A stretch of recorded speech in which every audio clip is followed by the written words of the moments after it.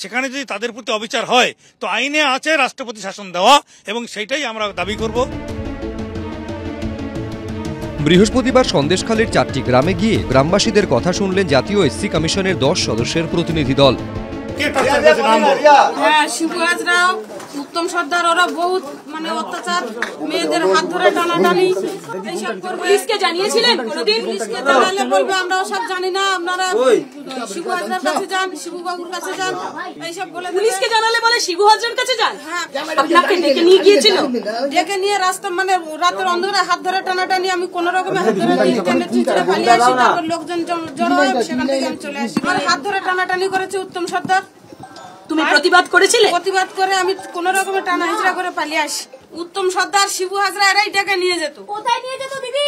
Meeting করবে বলে ডেকে নিয়ে যেত, যেখানে মিটিং হবে সেখানে নিয়ে যাবে। কি করতে বলতো?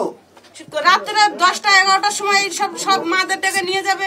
আমরা যখন কি করতো সেখানে অত্যাচার করা হতো, সেখানে ভালো ভালো মেয়েদেরকে রাষ্ট্রপতি को बताना चाहते कि यहाँ पे राष्ट्रपति शासन लागू करिए, नहीं तो ये हमारे लोग यहाँ सुरक्षित नहीं रह पाएंगे।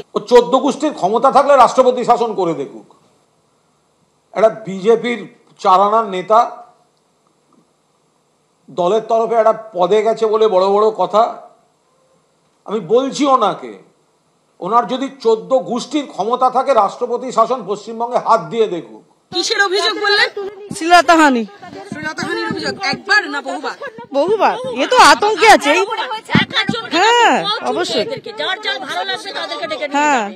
একটা তফসিল আদিবাসী সম্প্রদায়ভুক্ত মানুষ হতে গেলে তাদের দৈহিক গঠন এবং দেহের রং দিয়ে কিন্তু বোঝা যায়। রিমেম্বার ইট, তাদের শারীরিক গঠন এবং শরীরের যে রং, তথাকথিত আমরা বলি ফর্সা, শ্যামবর্ণ, এই দেখে কিন্তু বোঝা যায়। কিন্তু ক্যামেরার সামনে যে সমস্ত মহিলারা এসছেন তারা সব ধবধবে ফর্সা। নারায়ণদা যেটা বলেছে যে আদিবাসী ভাই বোনেরা যারা আছে তাদের দৈহিক, তাদের প্রকৃতি একরকম থাকে, কিন্তু যারা আজকে বিশেষ করে শিডিউল কাস্ট বা জেনারেল কাস্ট বা মাইনরিটি মহিলারা ঠিক যেমন হয় সেইভাবে কিছু মহিলাও আমরাও দেখেছি। ফলে নারায়ণদা যেটা বলেছে এটা খুব খারাপ বলেছে বলে আমার অন্তত মনে হয়নি। শওকত তিনিও নারায়ণ গোস্বামীকে সমর্থন দিয়েছেন। যত বড় খারাপ কথা বলবেন, যত বেশি অসভ্যের মতো কথা বলবেন, তৃণমূলে তত বেশি পোস্ট পাওয়ার সম্ভাবনা থাকে।